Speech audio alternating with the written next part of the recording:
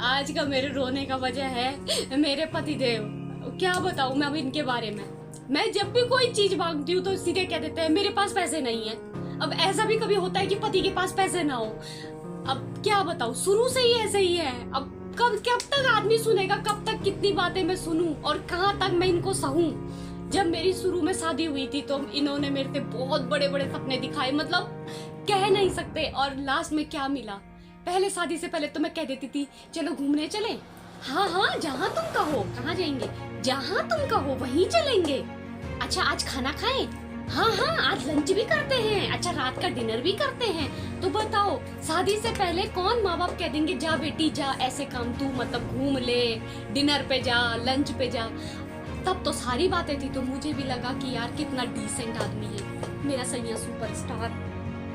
पर शादी के बाद ये सैया सुपरस्टार तो निकल गया फुस स्टार। क्या कहो, मतलब सारे मेरे अरमान पानी में बह गए।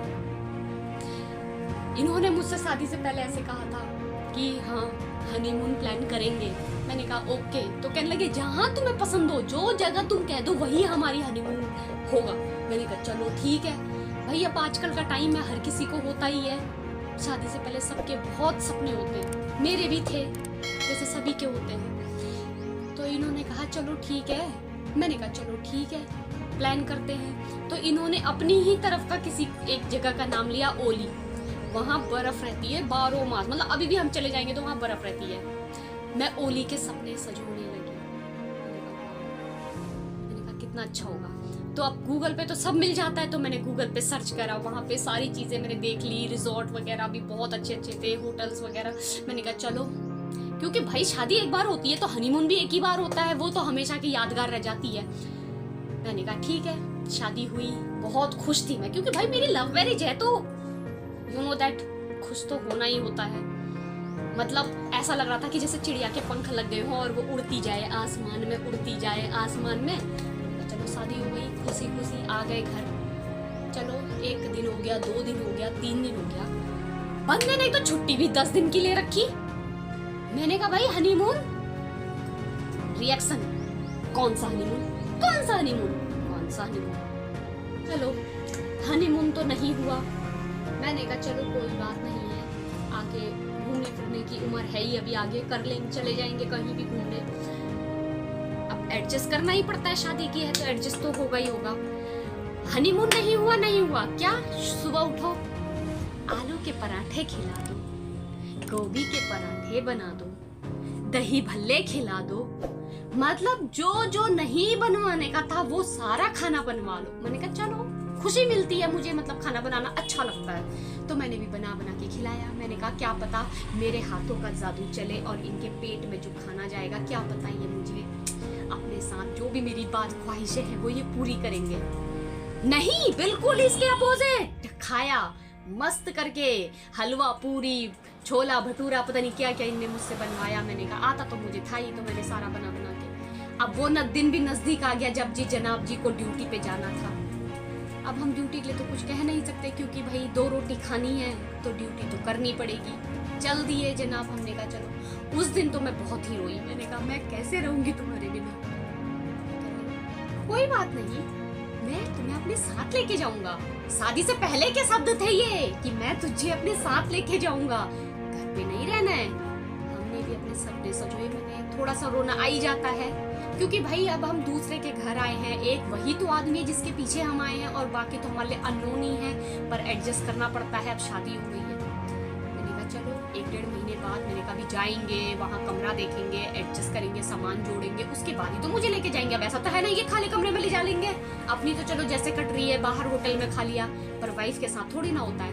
मैंने सोचा चलो, मैं अपने सपने फिर से पिरोने लगी घर पे रह के। खुशी इस बात की थी कि हस्बैंड साथ ले जाएंगे, पर अफसोस उस चीज में भी मुझे मिली निराशा। एक दिन फोन आया, याद तो आती ही है। यहाँ बैठ के मैं क्या करती, पूरा दिन मैं करती थी पहले जॉब, घर पे भी कभी ऐसे हम खाली रहे नहीं।